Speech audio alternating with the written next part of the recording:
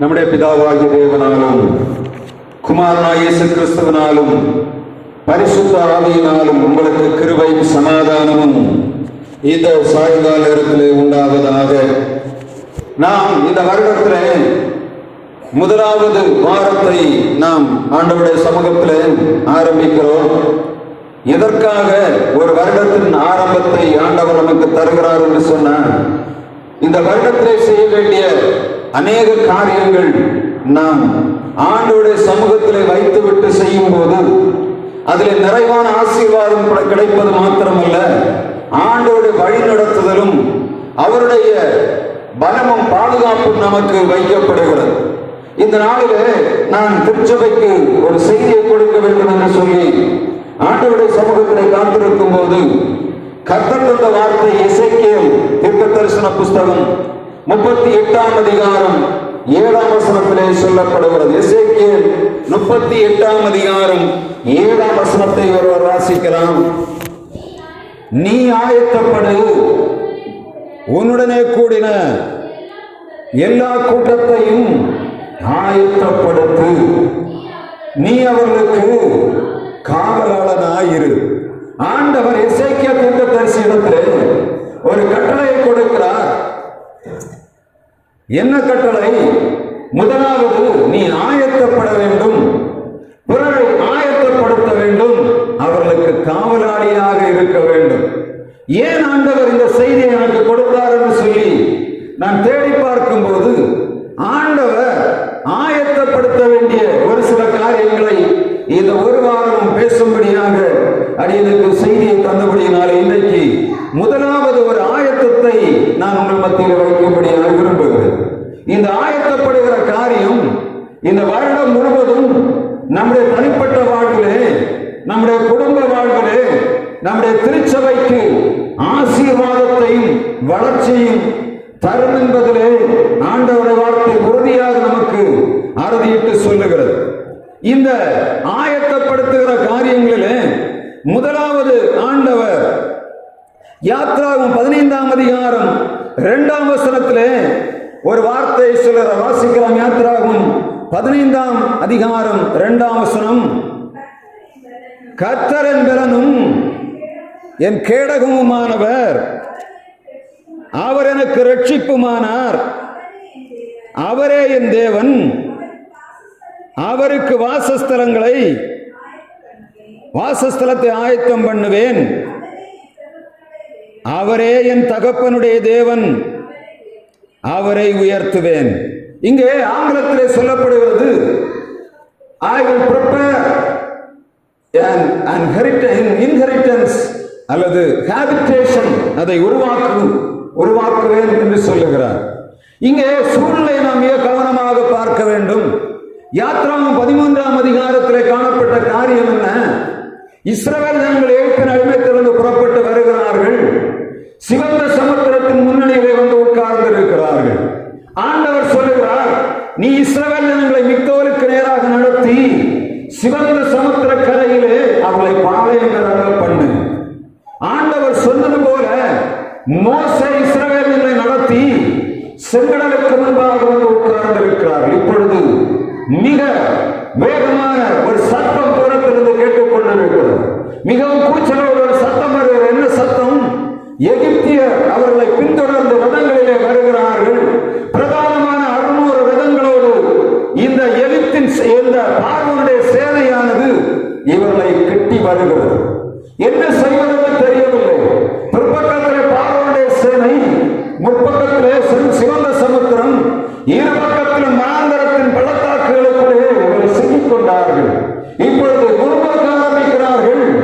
மோசேயை பார்த்து முறுமுறுக்கிறார்கள், எங்கள் வனாந்தரத்திலே சாகுவதற்காக எங்களை கொண்டு வந்து இவர்களை துரத்துகிறார்கள் என்று சொல்லி இவர்கள் அங்கராய்க்கிற கூக்குரலை கேட்டு இவர்கள் முன்பாக நின்று மோசே சொல்கிற, ஆண்டவரே என்ன செய்வது என்று தெரியவில்லை என்று ஆண்டவரிடத்திலே கேட்கிறார். ஆண்டவர் மோசேயை பார்த்து சொன்னார், உன் கையிலே ஒரு கோலை தந்திருக்கிறேனே, அதை எடுத்து நீ சமுத்திரத்தை 2ஆக பிளந்து விடு, இஸ்ரவேல் ஜனங்கள் புறப்பட்டு போவதற்கு வழி எங்கே வைத்திருக்கிறேன் என்று சொன்னார்.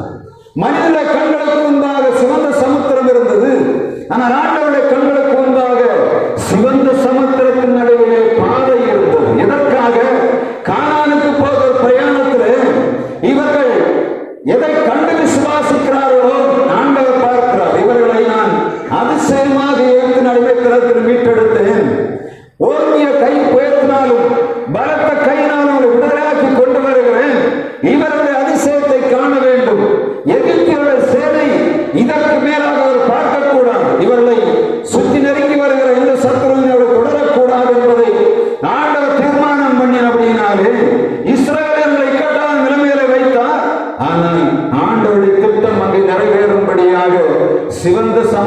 முன்னாடி நிற்கிறது, பின்னாடி பார்வோனுடைய சேலை புரட்டி கொண்டு வருகிறது. ஆண்டவர் சொன்னது போல மோசே செங்கடலை பிளந்தான், அதன் நடுவிலே வழி உண்டானது. அவர் வெட்டாந்தரையில் நடந்து போகிறது போல் நடந்து வருகிறார்கள். மேகஸ்தம்பமானது விலகி, அக்னி ஸ்தம்பமானது விலகி இஸ்ரவேல் ஜனங்களுக்கு வெளிச்சத்தை கொடுக்கிறதாகும். அதற்கு பின்பாக நெருங்கி வந்த இந்த எகிப்தியருக்கு அது மேகஸ்தம்பமாக மாறி இருட்டாக காணப்பட்டது. இஸ்ரவேல் ஜனங்கள் வெட்டாந்தரையிலே இரவு நேரத்திலே வெளிச்சத்திலே நடந்து கரையேறுகிறார்கள். இரவு முழுவதும் நடக்கிறார்கள். காலை நேரத்திலே செங்கடலை தாண்டி மேலே வருகிறார்கள். ஆண்டவர் மோசேயை பார்த்து சொல்லுகிறார், மோசேயே, உன்னை துரத்தி வருகிற ஜனங்களை, இந்த இஸ்ரவேல் ஜனங்களை நீ காணக்கூடாது. எனவே உன் கோலை திரும்ப நீட்டு.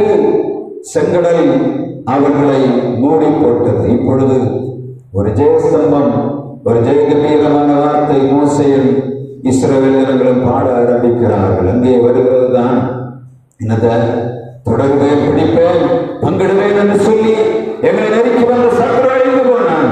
இந்த திரளான தண்ணீர்களுக்குள்ள இயம்போர் அமிழ்ந்து போனார்கள். எங்கள் தேவதைகளுக்காக வெற்றி சிறந்தார். நாங்கள் உமக்கு பாடுவோம், துதி செலுத்துவோம் என்று சொல்லிவிட்டு ஒரு வார்த்தையை சொல்லுகிறார். I will prepare a habitation for him. அவருக்கு ஒரு வாசஸ்தலத்தை நான் உருவாக்கப் போகிறேன். நாங்கள் ஆண்டவருக்கு வாசஸ்தலத்தை உருவாக்க வேண்டும் என்று சொல்லி இந்த மோசே தன்னுடைய ஆசையை இந்த வெற்றியின் களிப்பின் பாடலிலே அவர் அதை வெளிப்படுத்துகிறதை பார்க்க வேண்டும். திருச்சபையே, ஆண்டவருடைய சபையே, 2026 வருஷம் ஆயத்தப்படுத்த வேண்டிய காரியம் என்ன தெரியுமா? அவர் தங்கி இருப்பதற்காக ஒரு வாசஸ்தலத்தை நாம் உருவாக்க வேண்டும். நாம் இடத்தின் பிரகாரமாகவே ஆண்டவர் தங்கி இருக்கக்கூடிய ஒரு இடத்தை உருவாக்கி வைத்திருக்கிறோம். இந்த இடத்திலே ஆண்டவர் வாசம் பண்ணும்படியான வாசஸ்தலத்தை உருவாக்க வேண்டும்.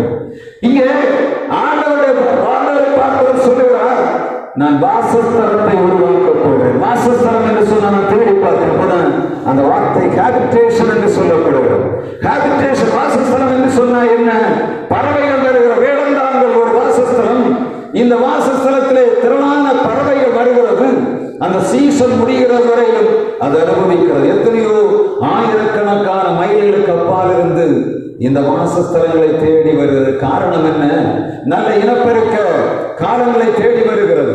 குளிர் பிரதேசத்திலே அவருடைய சந்ததியை பெருக்க முடியாது. எனவே குளிர் பிரதேசத்தில் சூடான பிரதேசங்களை நோக்கி வருகிறது. அந்த இடத்திலே வந்து முட்டையிட்டு குஞ்சு பறித்து வெளியே போவதற்கு, வெளியே வரும்போது குஞ்சுகளுக்கு ஆகாரம் கிடைக்க வேண்டும். எனவே அதற்கேற்ற சூழ்நிலையை தேடி பறவைகள் அவை மைக்ரேட் பண்ணி வந்து அந்த வாசஸ்தலங்களை எண்ணிக்கொண்டிருக்கிறதை நாம் பார்க்க முடியும்.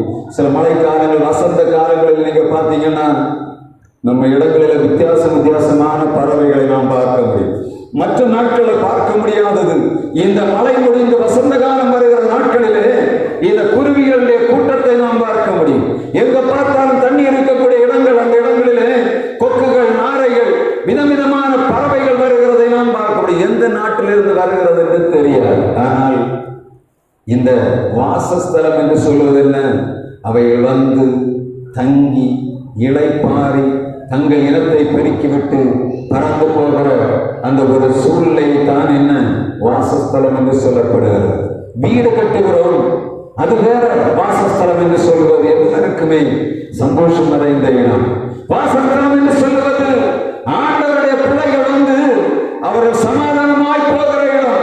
சங்கீதக்காரன் தன்னுடைய சங்கீதத்திலே 24 சங்கீதம் 1ஆம் வசனத்திலே சொல்லுகிறார். நாம் வாசித்தோம், அந்த வசனத்தை வாசிப்போம். கர்த்தாவே, உம்முடைய வாசஸ்தலங்கள் எவ்வளவு இன்பமானவைகள். கர்த்தாவே, உம்முடைய வாசஸ்தலங்கள் எவ்வளவு இன்பமானவைகள். மோசே சொல்லுகிறான், ஆண்டவரே, நாங்கள் உமக்கு வாசஸ்தலத்தை உருவாக்க போகிறோம். எதற்காக?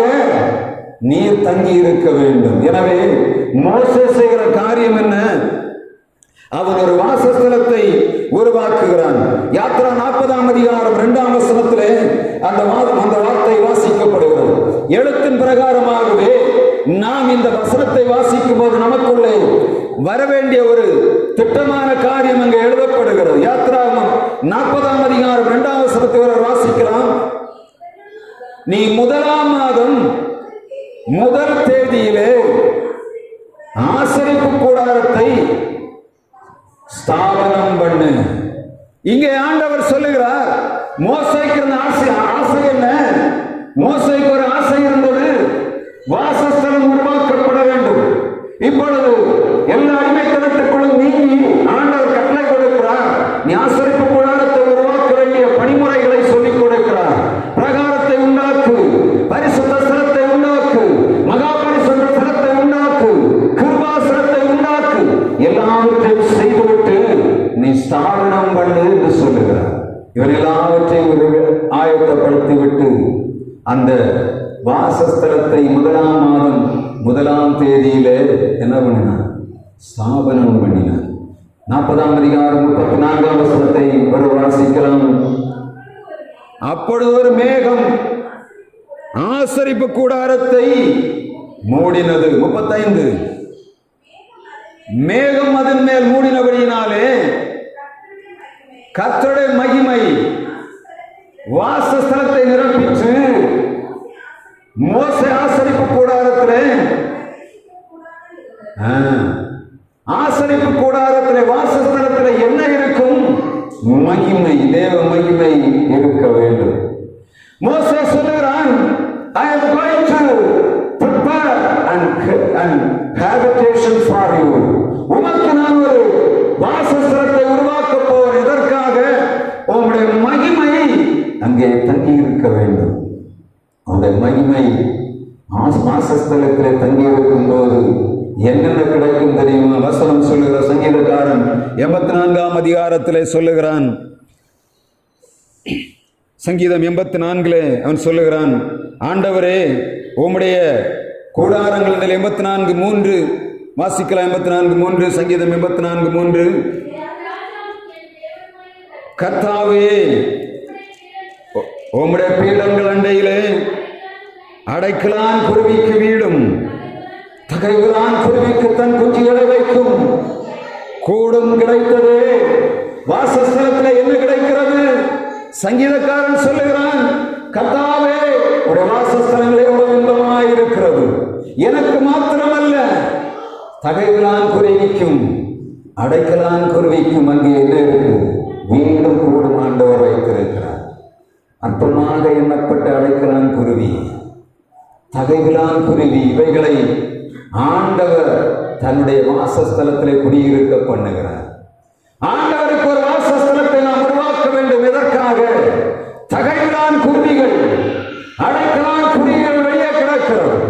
இவைகள் ஆண்டவருடைய சமூகத்திலே வந்து தங்கள் கூடுகளை வைத்து தங்கள் குஞ்சுகளை பெருக்கி சமாதானமாக பறந்து வாழ வேண்டும் என்று சொல்லி ஆண்டவர் விரும்புகிறார். திருச்சபையான 2026ஆம் வருஷத்திலே ஆண்டவர் கொடுக்கிற செய்தி என்னவென்று சொன்ன, வாசஸ்தலத்திலே அடைக்கலான் குருவிகள் வருவதற்கு அங்கே ஆண்டவருடைய பிள்ளைகள் வழி வைக்க வேண்டும்.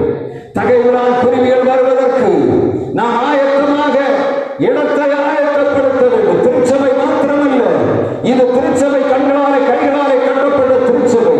நீங்களே அந்த ஆலயம் என்று 2 அதிகாரம் 15ஆம் வசனத்தில் ஆண்டவர் சொல்லுகிறார், இந்த திருச்சபைக்குள்ளே கைகளால் கட்டப்படாத ஆலயமாகிய திருச்சபையின் அங்கத்தினர் வந்து நிறைய வேண்டும். அதற்கு நம்ம செய்ய வேண்டிய வேலை என்ன? வாசஸ்தலத்திலே ஆண்டவருடைய மகிமையை நாம் இறக்கி வைக்க வேண்டும். அதுக்கு தான் ஜெபம். எதுக்காக இந்த ஒரு வாரம் ஜெபிக்க போறோம் தெரியுமா? ஆண்டவருடைய மகிமை நம்முடைய ஆலயத்தை நிரப்ப வேண்டும். இதுவரை எப்படி இருந்தாலும் கவலை இல்லை. 2026ஆம் வருஷம் கர்த்தருடைய மகிமை இந்த ஆலயத்திலே தங்க வேண்டும். அதற்கு நாம் ஆண்டவருக்கு வாசஸ்தலத்தை உருவாக்க வேண்டும் என்பதுதான் ஆண்டவருடைய மிக பிரதானமான செய்தி. இங்கே அடைக்கலான் குருவி என்று சொன்ன ஆண்டவருடைய வார்த்தை மிக தெளிவாக சிலர் வாசிக்கலாம். மத்தேயு 6ஆம் அதிகாரம் 22ஆம் வசனத்திலே ஆண்டவர் சொல்லுகிறார், ஆகாயத்து பட்சிகளை கவனித்து பாருங்கள், அவைகள் விதைக்கிறதும் இல்லை, அறுக்கிறதும் இல்லை, அவைகளுக்கு பரமபிதா பிழைப்பு உண்டுகிறார். ஆகாயத்து பட்சிகளை கவனித்து பாருங்கள், அவைகள் அறுக்கிறதும் இல்லை, நூக்கிறதும் இல்லை, விதைக்கிறதும் இல்லை, ஆனாலும் ஆண்டவர் அவர்களை பிழைப்பு உண்டுகிறார். அறுக்க முடியாதபடி, விதைக்க முடியாதபடி ஒன்றுமே செய்ய முடியாதபடி பலவீனமாய் கிடக்கிற ஜனங்கள், திரளான ஜனங்கள் நம் ஆலயத்தை சுற்றிலும் உண்டு. நமக்கு தேவை என்ன? ஆண்டவரே, நாங்களுடைய மகிமை இந்த ஆலயத்தில் நிறைக்கப் போகிறோம். நீர் அடைக்கலான் குருவிகளையும் தகைவிலான் குருவிகளையும் எங்களுக்கு தர வேண்டும் என்று சொல்லி கேட்கணும். அதுதான் முதலாவது ஜெபம். முதலாவது அடைக்கலான் குருவி என்று சொன்னா என்ன? ஆண்டவருடைய வார்த்தை சங்கீதம் 102 அதிகாரம் 7 வசனத்திலே சொல்லப்படுகிற வாசிக்கலாம். சங்கீதம் 102:7, நீதிமொழிகள் 26:2 இவைகளிலே அடைக்கலான் குருவி என்று சொல்லக்கூடியது இயேசுவும் சொல்லுகிறார். 5 காசு, ஒரு காசுக்கு 2 அடைக்கலான் குருவிகளையும். லூக்கா சுவிசேஷத்தில் அவர் சொல்லுகிறார் 2 காசுக்கு 5 அடைக்கலான் குருவிகளையும் ஆண்டவர் இங்கே சொல்லுகிறதை நாம் பார்க்க முடியும். மத்தேயு 6 அதிகாரம் 2 வசனத்திலும்,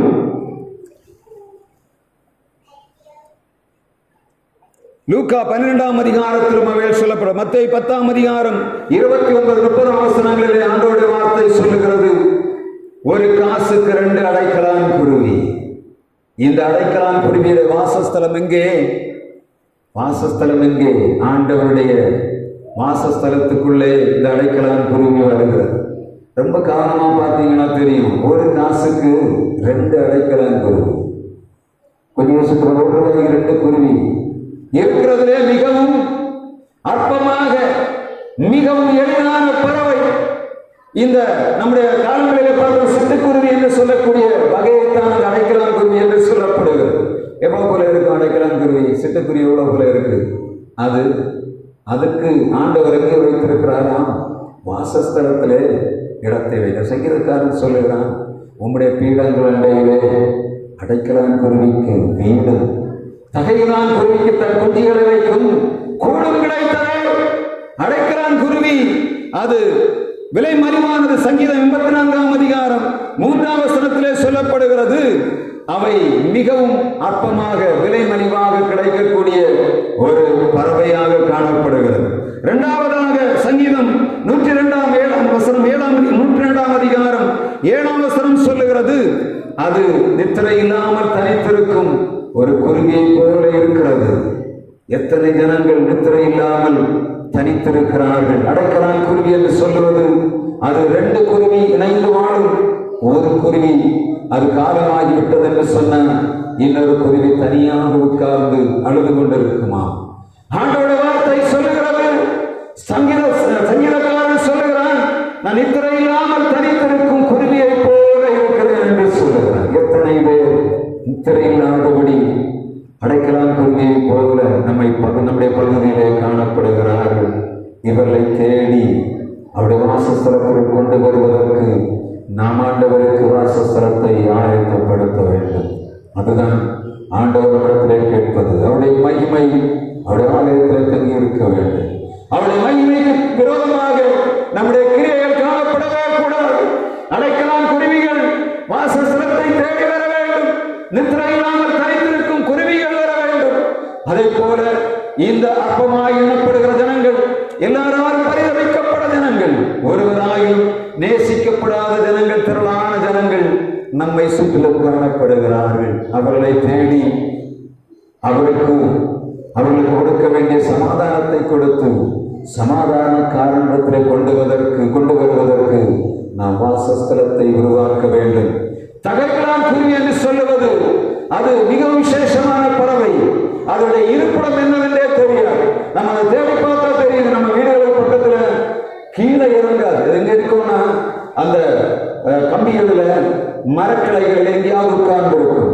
என்று சொன்னால் பிறப்பிடம் இங்க இல்லை, நம்முடைய ஊர் இல்லை. அது அஸ்ஸாமில் இருந்து, வேற நாடுகளில் இருந்து, பங்களாதேஷில் இருந்து வருகிறது. இங்கே வருவதற்காக வருகிறது, தன்னுடைய இனத்தை பெருக்குவதற்காக வருகிறது. இங்கே நல்ல கால நிலைமை இந்த அக்டோபர் நவம்பர் மாதங்களில் நம்முடைய இடங்களில் இருக்கிறபடினாலே மழை பெய்து அந்த ஓய்கிற நேரங்களிலே இங்கே வருகிறது. தகைவிலான் குருவி எப்படி கூடு கட்டுகிறது? நல்ல களிமண் உருண்டை குளப்பகுதிகள், குளங்கள் இருக்கக்கூடிய இடங்களிலே அழகாக வரும். அங்கிருந்து மண்ணிலிருந்து களிமண்ணை எடுத்து வீடுகளிலே எங்கேயாவது ஒரு ஒதுக்குப்புறத்தில் கொண்டு போய் அவைகள் கூடு கட்டும். அந்த கூட்டுக்குள்ளே முட்டையிடும். ரொம்ப ஸ்ட்ராங்காக, சாதாரணமாக உடைக்க முடியாது. நான் ஒரு இடத்துல ஒரு ஊழியத்துக்காக போயிருக்கிற இடத்துல 3வது மாடியில்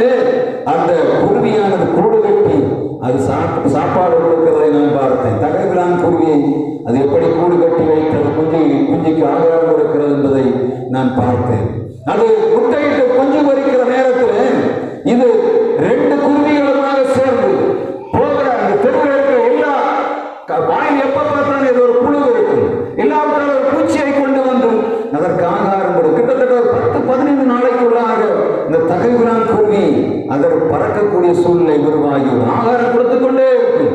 2 குஞ்சுகளும் தொடர்ந்து போவதும் வருவதுமாக இருக்கும். இந்த குஞ்சுகள் மிக சீக்கிரமாக 1 மாதத்துக்குள்ளாக இறக்கையில எடுத்து பறந்து போய்விடும்.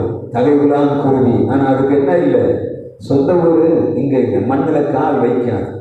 மண்ணில் கால் வைக்கிறதுன்னு சொன்ன நீங்க பார்த்தாலே தெரியும். அங்கே பார்க்கும் பறந்து கொண்டிருக்கிற அந்த சித்தில் வெட்டில எல்லாத்தையும் அப்படியே போய் பறந்து போய் பிடித்து சாப்பிட்டு அழகாக மேலே போய் திரும்ப உட்கார்ந்து கொள்ளும். கீழே இறங்கவே செய்ய இந்த மண்ணு பூமி அதுக்கு சொந்தம் இல்லை. அது சொல்லும், நான் ஒரு தேவைக்காக வந்தேன், இங்கே ஆசீர்வாதத்தை பெற்றேன், எல்லாவற்றையும் முடித்து விட்டு குஞ்சுகளை கொண்டு பறந்து போகும். தகைகுலான் குருவி. அதை போல எத்தனையோ ஜனங்கள் சொந்த இடங்கள் இல்லாதபடி அவருடைய வாழ்விலே நன்மையானவர்களை பெற வேண்டும் என்று சொல்லி அங்கலாய்த்துக் கொண்டிருக்கிற திரளான ஜனங்கள் நம்மை சுற்றிலும் உண்டு. திருச்சபையே வாசஸ்தலத்தை உண்டாக்க வேண்டும். ஆண்டவர் சொல்லுகிறார், அவருக்கு ஒரு வாசஸ்தலத்தை நாம் உருவாக்கி வைக்கணும். நம்ம எப்படி இருக்கணும்? திரளான ஜனங்கள் வெளியே கிடக்கிறார்கள் என்று சொல்லக்கூடிய எண்ணம் நமக்கு வேண்டும். இந்த சபையார் 2026ஆம் வருஷத்திலே நிறைவாக நிறைந்து பெருகணும்னா முதலாவது ஆண்டவர் கொடுக்கிற செய்தி, நீங்கள் என்ன பண்ணணும்? வாழிடங்களை உருவாக்க வேண்டும். ஒரு வாழிடத்தை எல்லாரும் வந்து போகக்கூடிய ஒரு இடமாக இது மாற வேண்டும். அற்பர்களால் நச்சலால் எண்ணப்பட்டவர்கள், கைவிடப்பட்டவர்கள், நொந்து போனவர்கள், கண்ணீரோடு இருக்கிறவர்கள், கவலையோடு இருக்கிறவர்கள், இவர்களுக்கு இங்கே வரும்போது நாம் சமாதானக்காரர்களாக இருக்கணும். நம்மை பார்க்கிறவர்கள் இங்கே போன எனக்கு ஆகாரம் தருகிறார், ஆண்டவனுக்கு சமாதானம் தருகிறார், கண்ணீரோடு போவேன். நான் இன்றைக்கு தேற்றப்பட்டவனாய் வருகிறேன். ஊழியக்காரனாகி நான் உங்களுக்கு கேட்கிறது என்னன்னா, நான் ஒரு ஆண்டவனுக்கு பணியை தருவாருன்னு சொன்ன நீங்க ஊழியர்களுக்காக ஜெபிக்கணும். ஏன் தெரியுமா?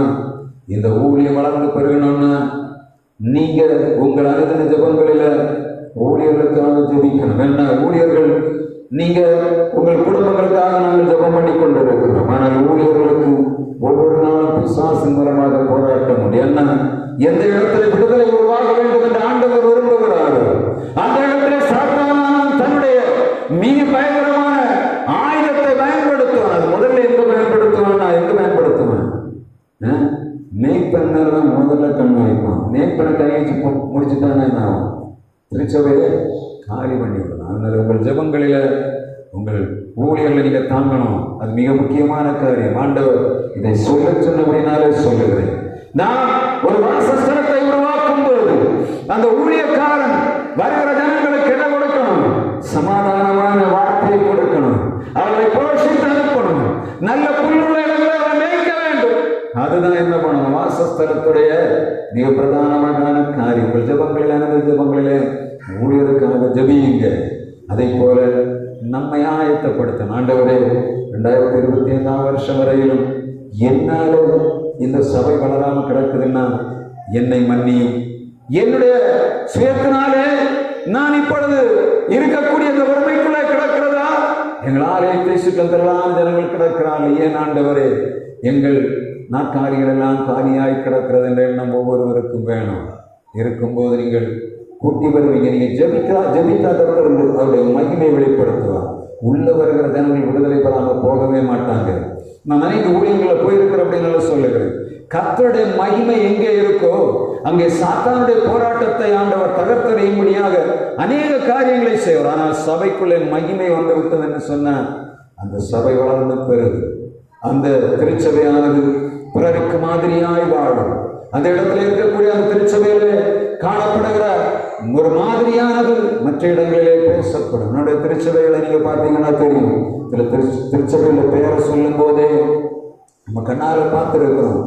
நான் எங்களுடைய தாத்தா ஒரு 2 தாத்தா இடத்துல திருச்சபைக்கு இடம் கொடுத்த அந்த ஒரு கிட்டத்தட்ட ஒரு 3 தலைமுறை 130 வருடங்களுக்கு முன்பாக சபைகளை உருவாக்கினார். ஆரம்ப கால பயங்கர சிரமம். அவருடைய செலவு காரியங்களை ரொம்ப கஷ்டப்பட்டார்கள். ஆனால் திருச்சபைக்கு இந்த இடத்தை கொடுத்தார்கள். அநேக நற்கிரியைகளை செய்தார்கள். திரளான ஜனங்களை உள்ளே கொண்டு வந்தார். இன்றைக்கு அவருடைய தலைமுறைகள் இன்றைக்கு ஆண்டவருடைய சுவிசேஷத்தை அறிவிப்பது மாத்திரமல்ல, உயர்ந்த இடங்களிலே உன்னதமான இடங்களிலே காணப்படுகிறார்கள்.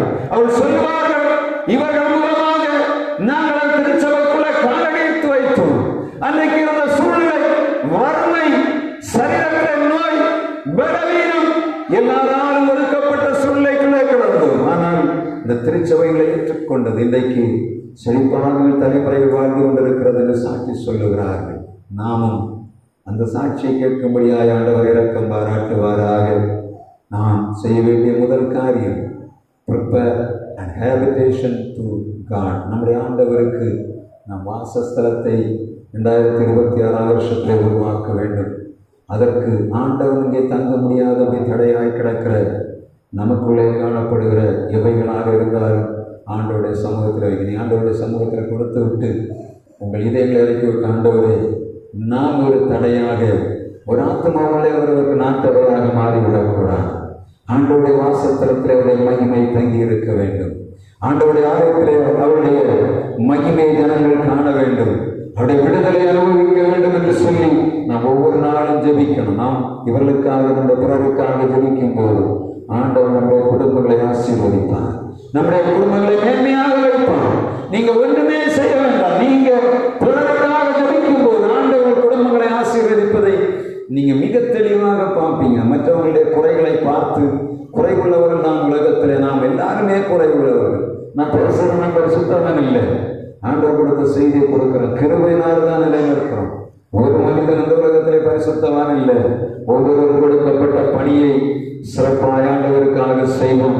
உங்களுக்கு கொடுக்கப்பட்ட நேரங்கள், உங்களுடைய சரீரத்தில் ஆண்டவர் தந்திருக்கிற பலன், ஆண்டவர் நமக்கு தருகிற ஜீவன் அனைத்தும் மிக விலையேறப்பட்டது. எப்போது நினைக்கணும், ஆண்டவர் எனக்கு தந்திருக்கிற ஜீவன் விலையேறப்பட்டது. ஆண்டவர் எனக்கு தந்திருக்கிற சுகபலன் விலையேறப்பட்டது.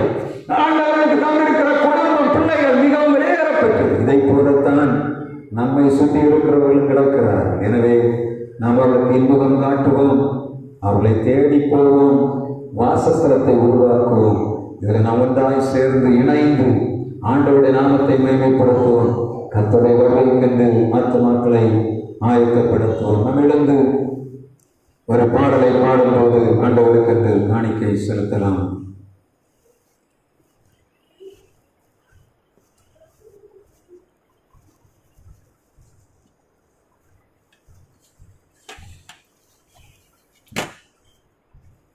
ஒரு பாடல் பாடுங்க.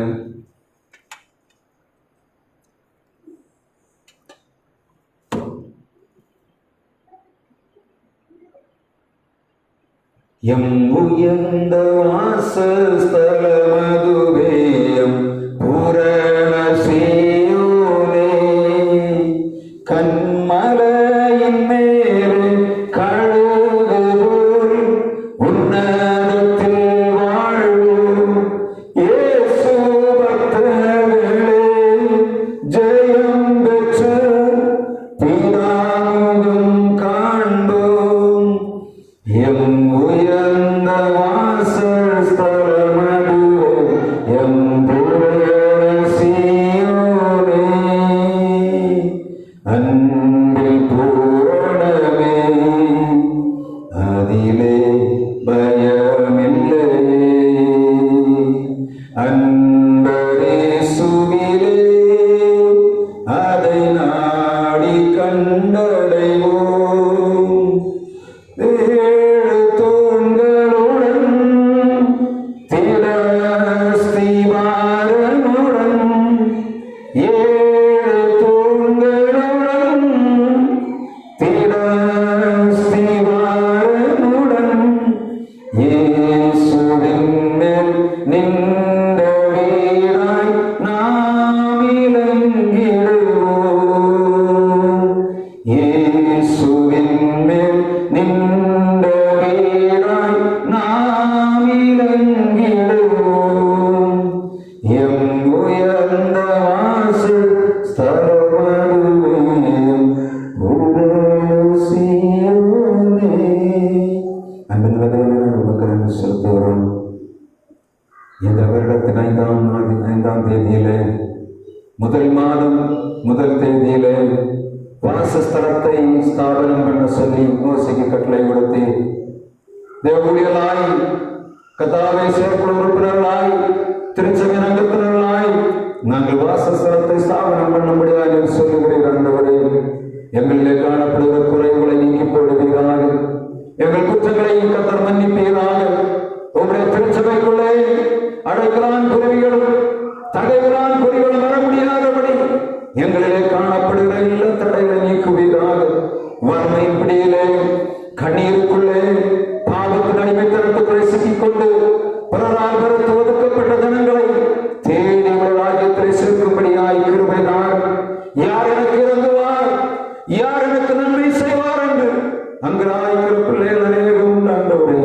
கர்த்தரை மட்டும் பாராட்டும்படியாக ஜெபிக்கிறோம். இந்த இடத்தை சுற்றிலும் யார் யாரெல்லாம் இந்த நேரங்களிலே வீடுகளுக்குள்ளே முடங்கி கிடக்கிறார்களோ, பணியின் நிமித்தமாக, வருமானங்களின் இழப்புகளினாலே, கடன் தொல்லைகளினாலே என்ன செய்வதற்கு தெரியாத எங்களாய்க்கிற பிள்ளைகளுக்கு இந்த நாளிலே விடுதலை கட்டளையிடுவீராக. இந்த வார்த்தை புறப்பட்டு போகிற வீடுகளில் எல்லாம் ஒரு அதிசயமான வல்லமை இறங்கி ஆளுகை செய்வதாக, பரிசுத்த ஆவியானவருடைய வல்லமை ஒவ்வொரு வீடுகளை ஆளுகை செய்யும்படியாக ஜெபிக்கிறோம். ஆண்டவரே, பலவீனம் தன்னை பலவான் என்று சொல்லுவானாக என்று சொல்லுடைய வார்த்தையின் பிரகாரம் உம்முடைய பலம் வெளிப்படுவதாக, உம்முடைய கிருபை வெளிப்படுவதாக, உம்முடைய அதிசயமான வாழ்வில் நடைபெறுவதாக. வாரிசுக்கு ஆரம்பத்திலே கும்பத்தை கண்ட வருஷங்கள் எங்களுக்கு மாறி இந்த வருஷம் முழுவதும் ஆசீர்வாதம் சமாதானம் கருத்து நடப்பி தருகிறாங்க. எங்கள் ஆலயம் வறுமையாய் கிடக்கக்கூடாது ஐயா. திரளான ஜனங்களை தாரும், திரளான ஆத்மாக்களை தாரும், உங்களுடைய வல்லமை மகிமைதளத்தில் வெளிப்படுத்தும்படியாக ஜெபிக்கிறோம். நாங்கள் எடுக்கிற எல்லா முயற்சிகளையும் உடைய பிரசனங்களோடு கூட கொள்ளாமல் கதாவே பாதுகாப்பு அமைப்புகளுக்கு தரும்படியாக ஜெபிக்கிறோம். இரவு நேரத்தில் வீடுகளுக்கு புறப்பட்டு போவதால் ஐயா, வீடுகளுக்கு ஆசீர்வாதம் நிறைவாக வைப்பீராக. சங்காரம் வீடுகளுக்குள் கடந்து வராதபடி அடிக்கப்பட்ட ஆட்டுக்குட்டி ரத்தத்தை வாசல்களிலும் நிலை கால்களிலும் வீடுகள் முழுவதும் விசுவாசத்தோடு பூசுகிறோம். ஆண்டவரே, சத்துருடைய பிடியில் பிள்ளைகளை விடுதலையாக்கி தெய்வீக சமாதானம் இந்த இடத்திலே உடைய ஆலயத்தின் மூலமாய் வெளிப்படுவதாக. உடைய வார்த்தை புறப்பட்டு போன இடங்களில் எல்லாம் வெளிச்சம் உடைய சமாதான முறைவாய் தங்கும்படியாக ஜெபிக்கிறோம். உடைய திறக்கருத்தல்களை காத்து கொடுக்கிறோம். இறைமகனேசு கிறிஸ்து நாமத்தில் ஜெபிக்கிறோம் எங்கள் ஜீவனுள்ள நல்ல பிதாவே, ஆமென். ஆத்துமாவே கர்த்தரை ஸ்தோத்திரி, என் முழு வேலை பரிசுத்த நாமத்தை ஸ்தோத்திரி. ஆத்துமாவே கர்த்தரை ஸ்தோத்திரி, கர்த்தர் சகல உபகாரங்களை மறவாதே. ஆமென். தேவன் தந்தையும் காதே தந்தைக்கும் ஸ்தோத்திரம். என்னோ மண்ணோ கூட்டமாக பாடும் சங்கீதம் மீட்கப்பட்ட யாவராலும் ஏகலில் வழிருக்கே ஆரவாரமாயில்லை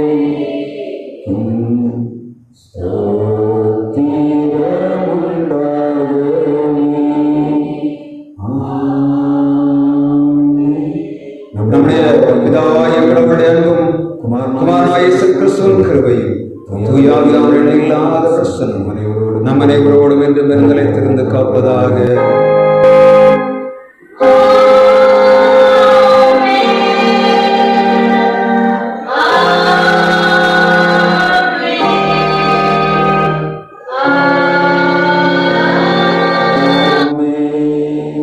கர்த்தரோடு சமாதானத்தோடு சென்று வாருங்கள். நாமத்தினாலே